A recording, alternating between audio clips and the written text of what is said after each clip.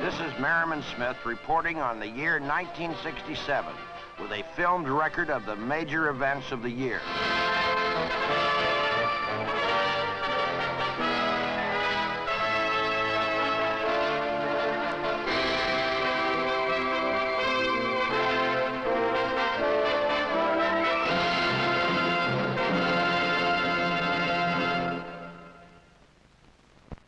In June this year, Arabs and Israel again went to war. Egypt's President Nasser demanded that the United Nations withdraw from the Sinai Desert. Arab crowds responded with cries for a holy war.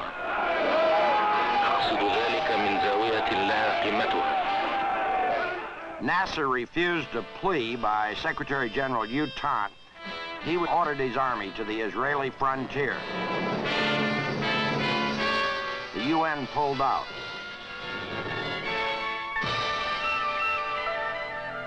Nasser settled his feud with Jordan's King Hussein. In Tel Aviv, General Moshe Dayan took over the Ministry of Defense. June 5th, war broke out. Israel hit Arab aircraft and airfields.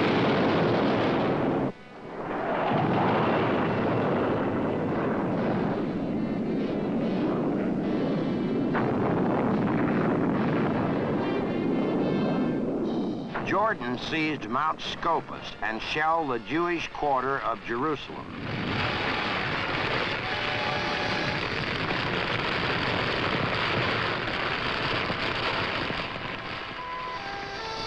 In New York, the Security Council met, but the Soviet Union stalled action pending word of an Arab victory. It never came.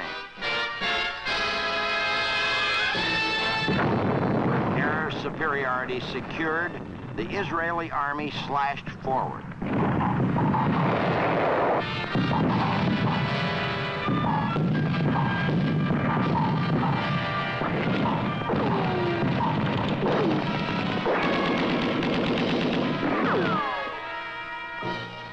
Within 3 days, the Egyptian army was neutralized and Israel had driven to the Suez Canal.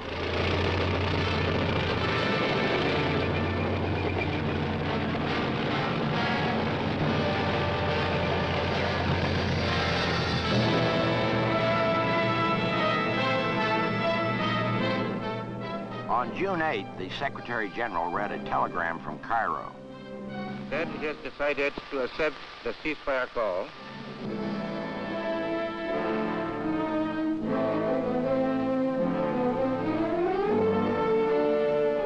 Israel's victory was commanded by General Itzhak Rabin. His strategy, based on the most efficient army of citizen soldiers the world has ever seen.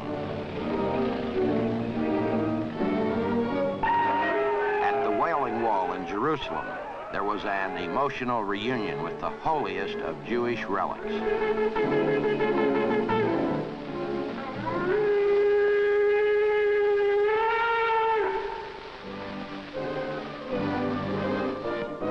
Israel said she would never withdraw from Jerusalem. Thousands of Arabs fled, compounding the refugee problem.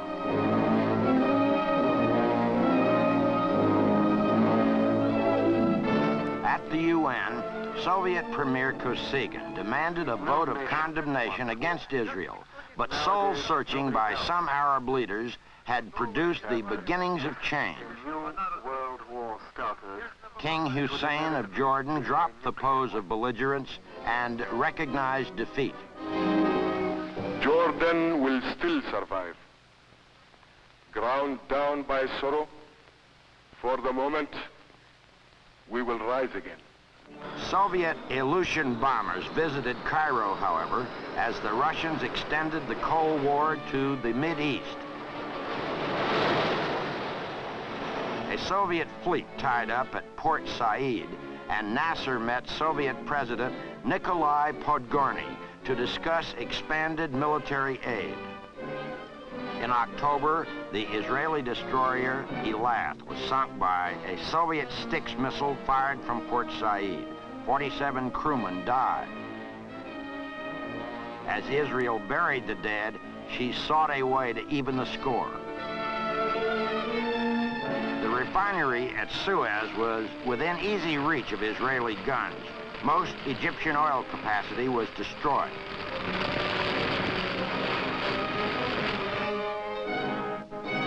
At year-end, the UN observers again watched the Middle East.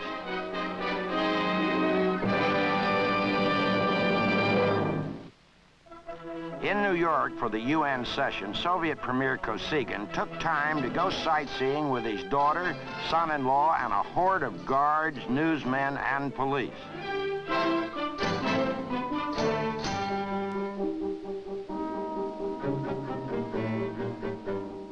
He also took time for a hastily arranged summit meeting at Glassboro, New Jersey, with President Johnson. It was described as a useful exchange of views, but promised no changes in policy.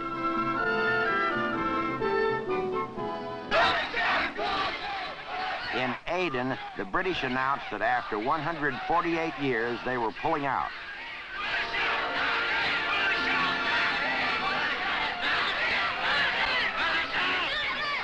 Rival Arab groups fought one another and the British for future control.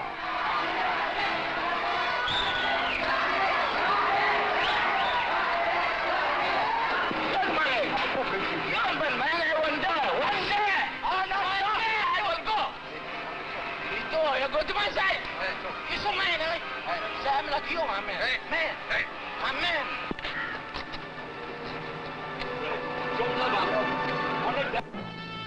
In Athens, where democracy was born, left of center George Papandreou drew huge crowds during campaigns for a general election.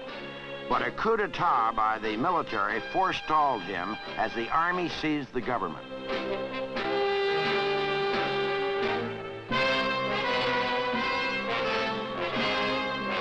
At year-end, King Constantine was ousted for defying the junta.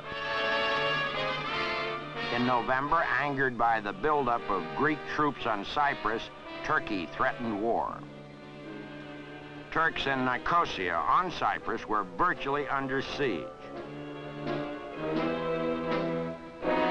Cypriot President Makarios agreed to a withdrawal of Greek troops and tensions eased. President Johnson and the chiefs of state of 18 other members of the OAS met in Punta del Este, Uruguay, in April. Uruguayan communists demonstrated against the meeting.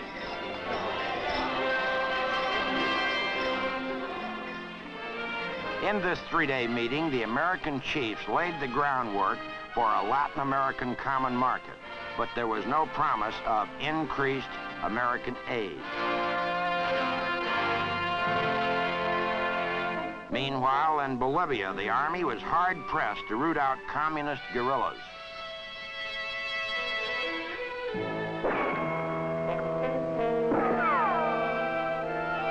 U.S. Special Forces teams were sent to train the Bolivians in counterinsurgency.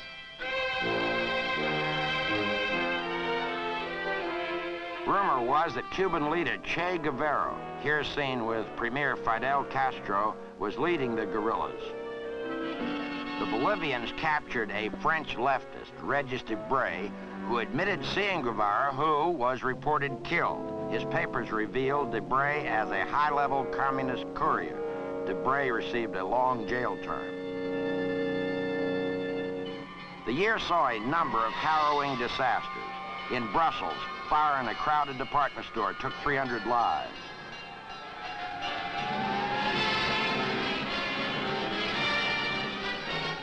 A murderous flash flood swept through the suburbs of Lisbon, Portugal, drowning 200. Damage ran to millions.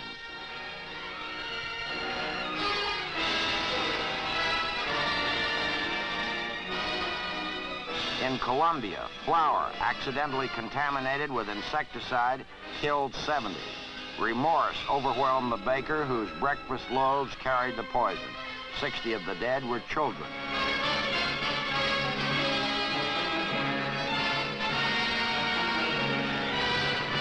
The Disaster at sea aboard the U.S. carrier Forrestal on station near Vietnam. A rocket accidentally fired turned the flight deck into a holocaust that took 134 lives.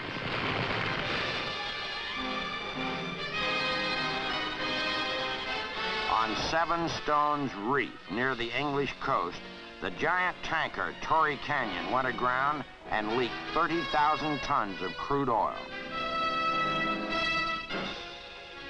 The drifting slime glutted harbors, killed fish, and trapped thousands of seabirds.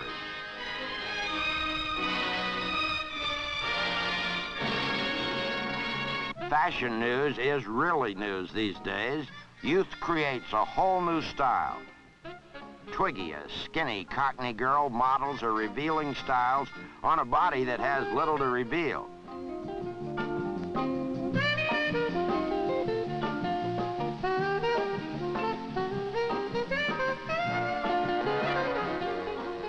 The hippies say they have dropped out of Western civilization. They gyrate to Indian raga rock, chant Vedic hymns, and practice their version of Buddhism.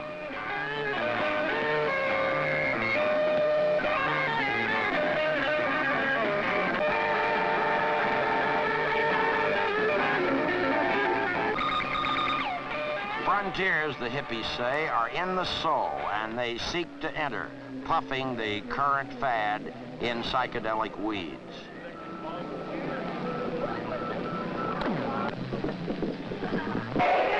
Sometimes they call themselves the protest generation. They say make love, not war.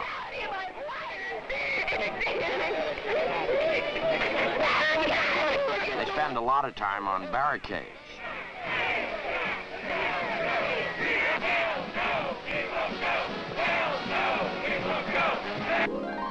President Lyndon Johnson added the title grandfather to his other honors when daughter Lucy Nugent bore a son.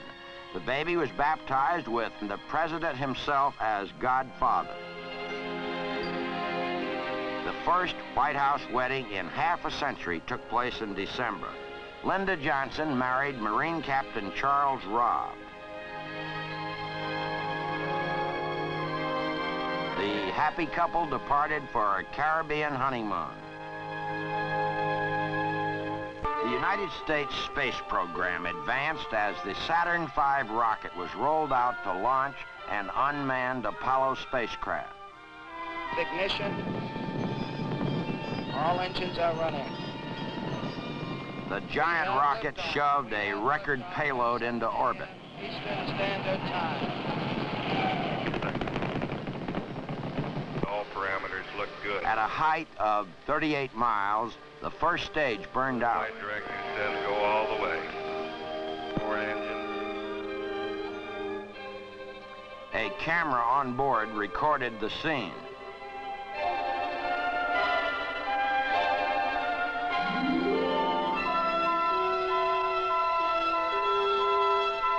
Two robot surveyor spacecraft were soft landed on the moon and sent back pictures of a lunar sunset.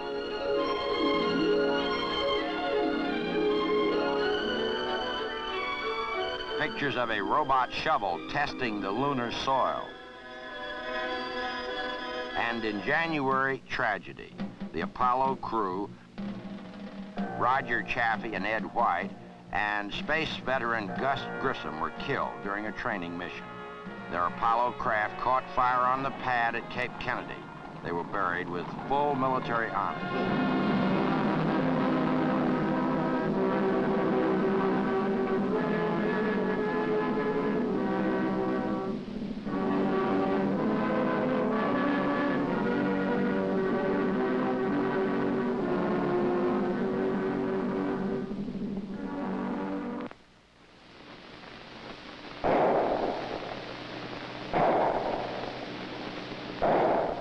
Soviet cosmonaut Vladimir Komarov became the first known casualty of space flight.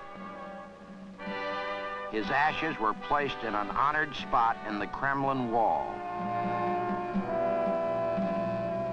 1967 marked the 50th anniversary of the Bolshevik Revolution In Moscow, they celebrated the Soviet anniversary and its leader, Vladimir Lenin.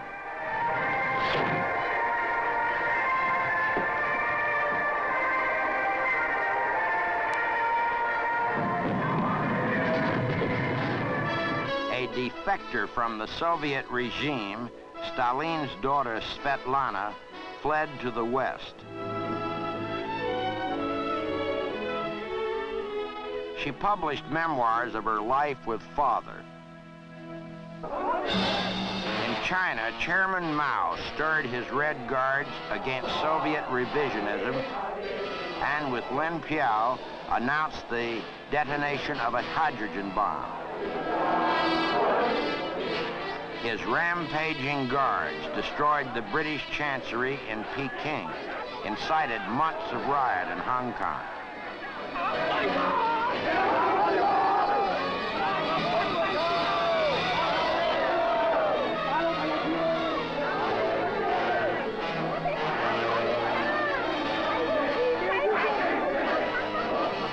Britain retaliated by restricting Chinese officials in London. The Chinese embassy people battled police in the streets.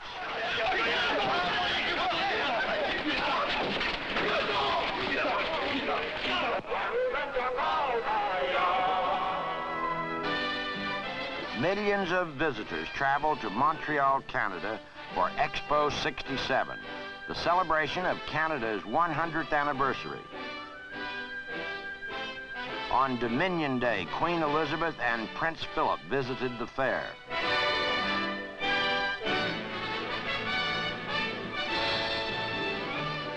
President Charles de Gaulle of France arrived, bringing controversy. His speech supporting the French separatists provoked official wrath.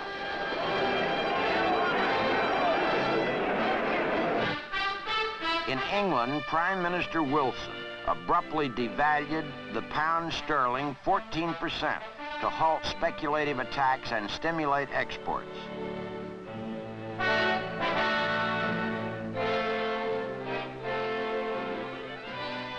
His call for belt tightening at home was largely ignored.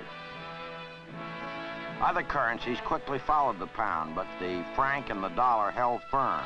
The U.S. negative balance of payments figured in the president's fight for a tax increase.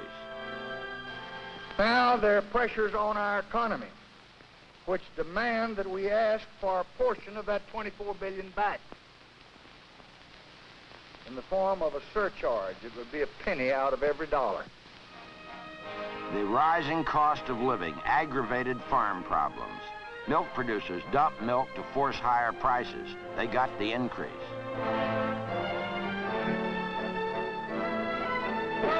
The United Auto Workers began a siege of auto companies, striking the Ford plants.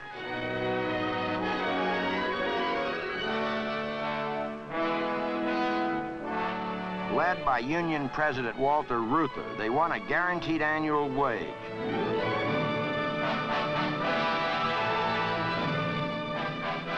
Chrysler also agreed. General Motors is negotiating. In July, race riots broke out. A demonstration against police in Newark erupted into 4 days of violence.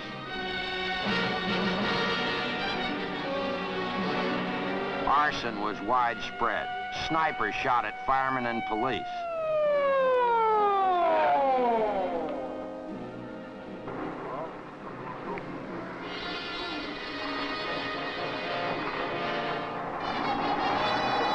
Springfield Avenue shopping district was sacked.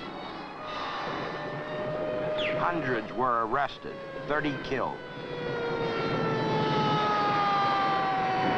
Governor Hughes called the National Guard to restore order.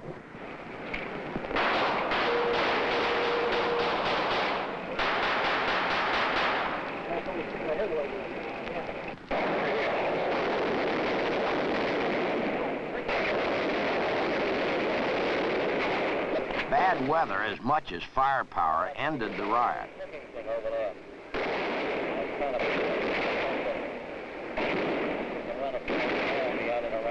A week later in Detroit, rioting, 40 more dead.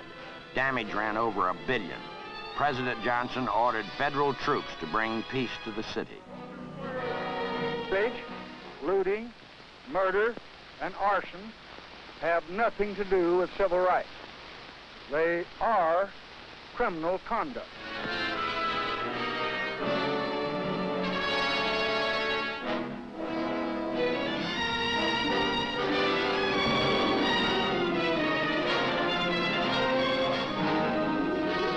As elections approached, there was talk of white backlash. But in Cleveland, Carl Stokes, a Negro, was elected mayor. And in Gary, Indiana, Richard Hatcher. We have won a great victory. Let's make it an even greater victory. Tell the truth. By conducting ourselves in an orderly way. Never before have I ever known, to the extent that I know tonight, the full meaning of the words,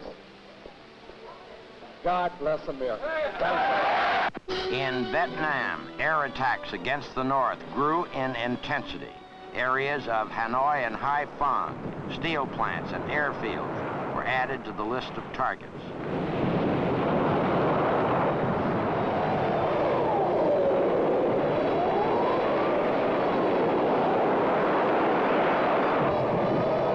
U.S. plane losses passed the 500 mark by mid-year. At home, protest against the war focused on the bombing. Let us save our national honor. Stop the bombing and stop the war. As I have said before, in evaluating the enemy's strategy, it is evident to me that he believes our Achilles heel is our resolve. General Westmoreland spoke for the administration. The tempo of ground war also increased. Marines along the demilitarized zone fought a series of actions against North Vietnamese regulars.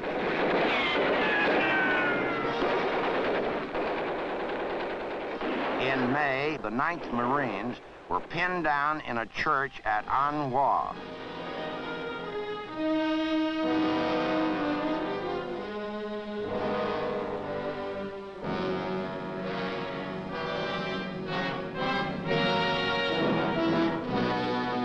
Airstrikes held the communists at bay.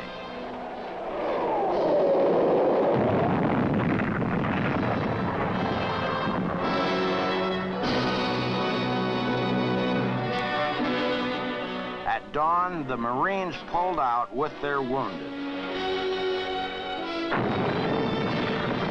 At Can Tien, Marines received heavy fire from rockets and artillery in the DMZ.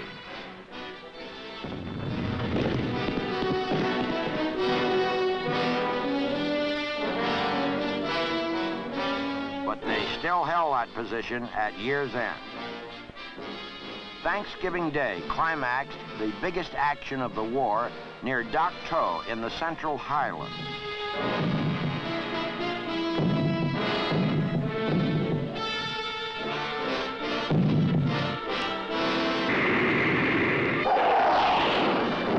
Infantry drove the North Vietnamese from the high ground. Losses were heavy, but the communists were smashed.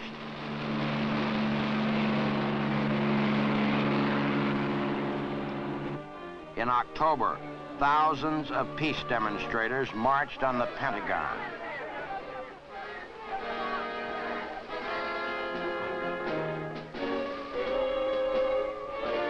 Militants stormed the building. Hundreds were arrested. Redevelopment programs, experts say, offer the only sure road to victory. There was a step toward democracy in general elections. One peace candidate received a surprising 30% of the vote.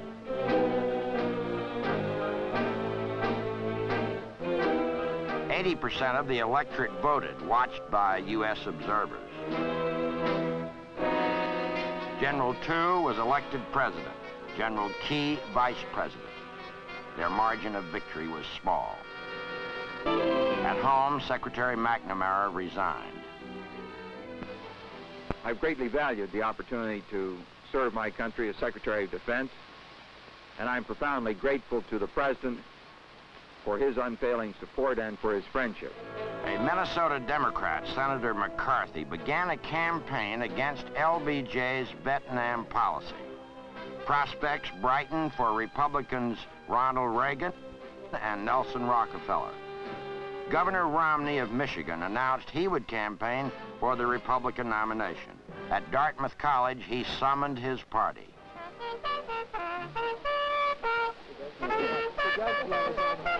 Richard Nixon voiced party hopes.